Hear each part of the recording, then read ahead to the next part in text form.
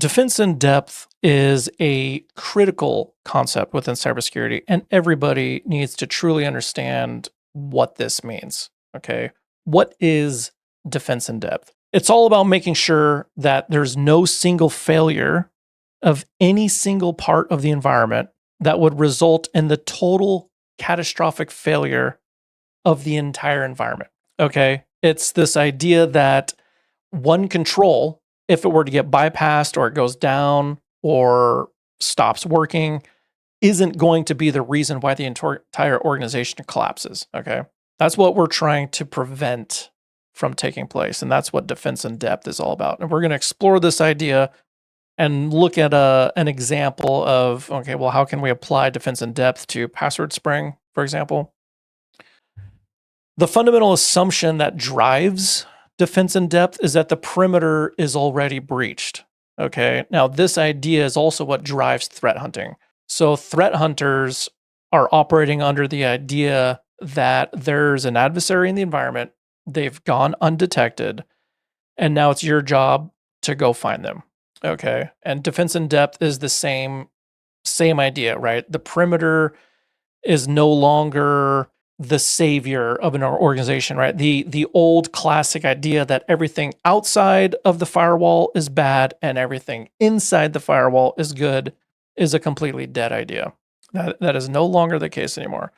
Assets on the inside of the perimeter cannot be trusted anymore.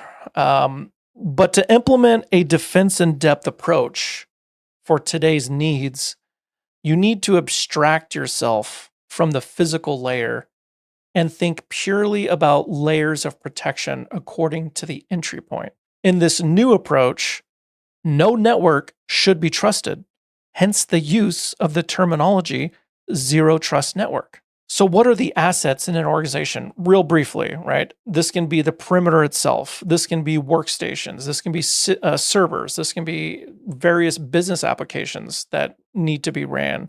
Data, right? Whether it's in storage, which would be at rest, in transit, in use, right? Data is a massive critical asset. I mean, at the end of the day, that's ultimately what adversaries are after, right? Is the data.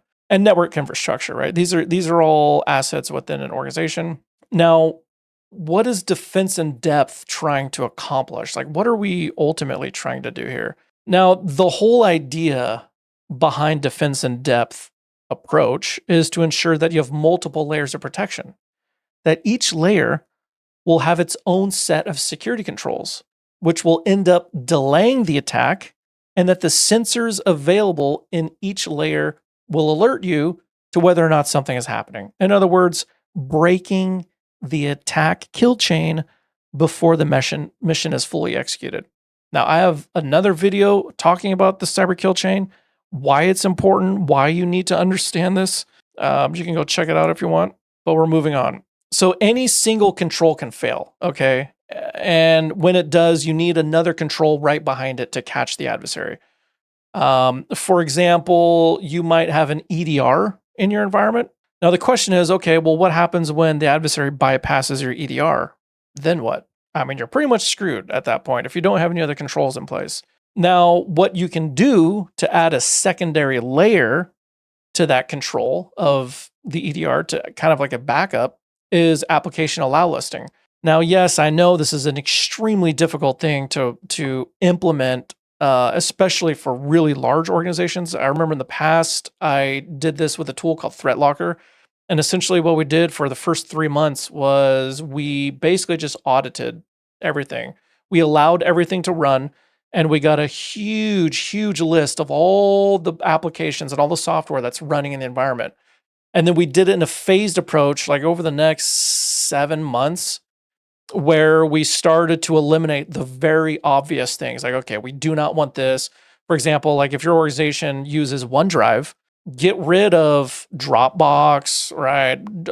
Box, and all these other third-party cloud providers because you have no idea where your data is going, right?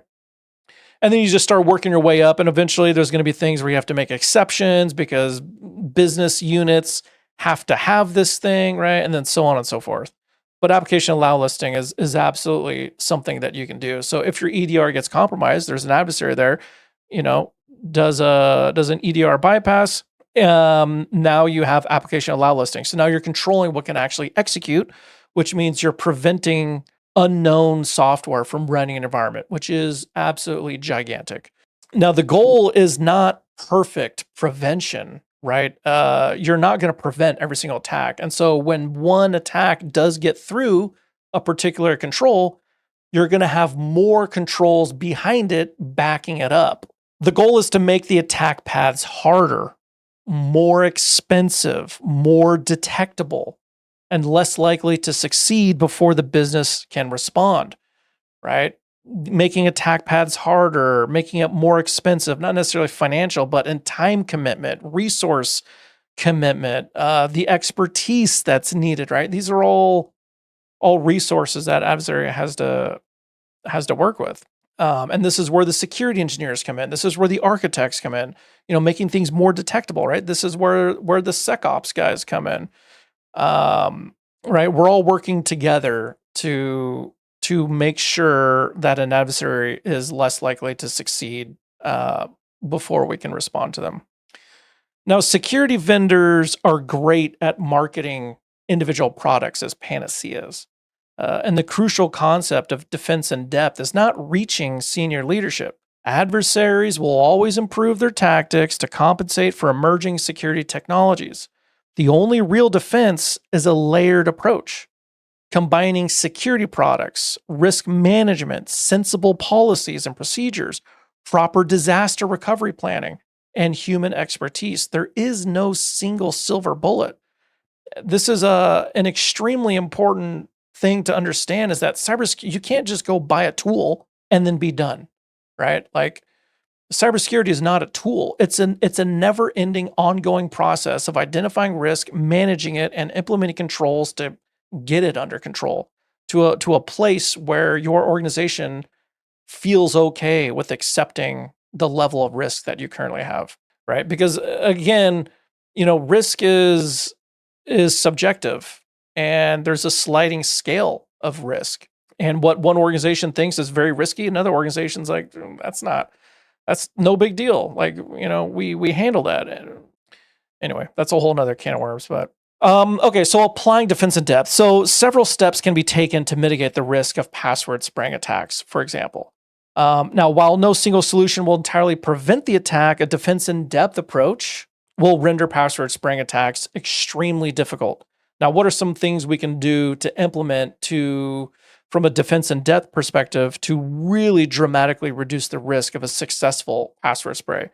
One is MFA. All right. I mean, I would say this is a universal standard that every single organization should implement, regardless of cost, right? You need to turn MFA on. And I'd go even a step further and say, deploy hardware keys. Don't even use your phone. Don't use SMS.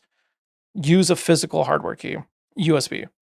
Restricting access, right? This would be your access control lists if you're using a cloud-based identity provider like Azure, AWS, etc. Network segmentation, right? You want to control the blast radius if an adversary does get in the network, right? You want to effectively isolate them in a sense to a certain segment where if they do get in there, there's nowhere for them to go, right? Because everything's so locked down. There's firewall rules in place preventing any kind of communication. All the ports are shut down except for maybe like 443 or 80 or whatever port you actually need within that segment, right? Separate privileged accounts, right? Having don't have all of your users as administrators is number one. And I've worked with organizations, I've seen organizations where, for whatever reason, all of their users are admins. Sally in HR is logging into an administrative account every single day and just doing her job. You're asking to get compromised at that point. And this is a huge thing you can do by just converting all of your users to standard users and then having a separate account for actual admins, right? All your sysadmins, your IT guys, right? Your security guys, and anyone else who might need it. Application specific permissions.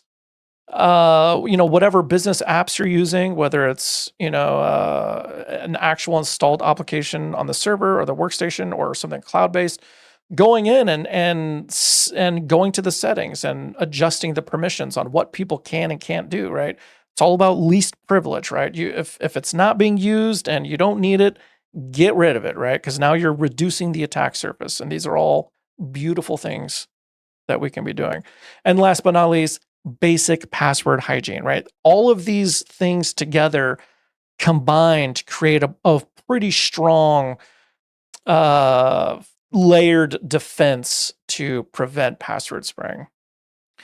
Now, in the end, if one layer fails, another layer should slow down, right? It should make it more detectable. It should contain or recover from the attack, right? That's ultimately what we're trying to do here. We're trying to slow the adversary as much as we possibly can so we have time to jump in, figure out the scope, figure out where the adversary is, get them contained, and then start fixing the problems. Now, the only real cyber defense we have is a layered approach, right? There is no magic tool or product we can deploy to fix all our problems. There is no silver bullet. Okay, so that's it for me. Hopefully you guys found this helpful. If you liked it, give it a thumbs up, and I'll catch you guys in the next one. Bye.